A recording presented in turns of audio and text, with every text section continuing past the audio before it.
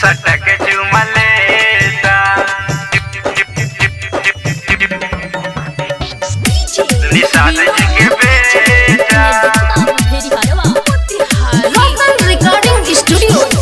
सटक चुमा लेता देखे 2000 बोलाव तयारा सखी बहिया में उभर लेता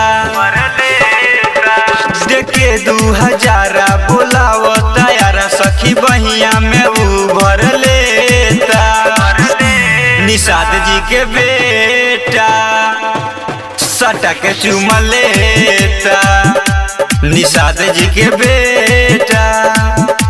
सटक चुमा लेता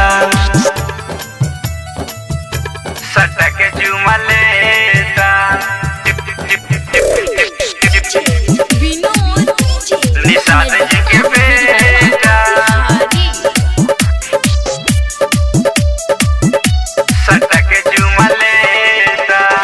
सखी रही के भर मजा उतलेला हमारा ई चौकी पर रोटिया बेलेला हमारा ई चौकी पर रोटिया बेलेला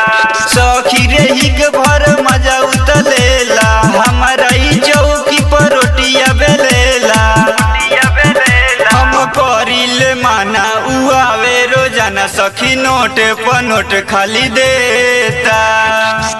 निशाद जी के बेटा सटक मजा लेता निशाद जी के बेटा सटक मजा लेता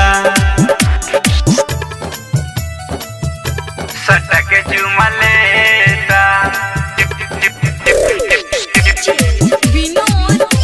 निशाद जी के बेटा रिकॉर्डिंग स्टूडियो सटक चुमा लेता कोइल चाहता रे हमरा से घात रे सिंगर सैया हवन हमर विश्वास रे हमर विश्वास रे हमर विश्वास रे कोइल चाहता रे हमरा से घात रे सिंगर सैया हवन हमर विश्वास रे विश्वास रे राइटर गोविंद रंगीला के जानता जिला मना हमार पसंद उनके लेता निशाद जी के बेटा सटक मजा लेता निशाद जी के बेटा सटक मजा लेता।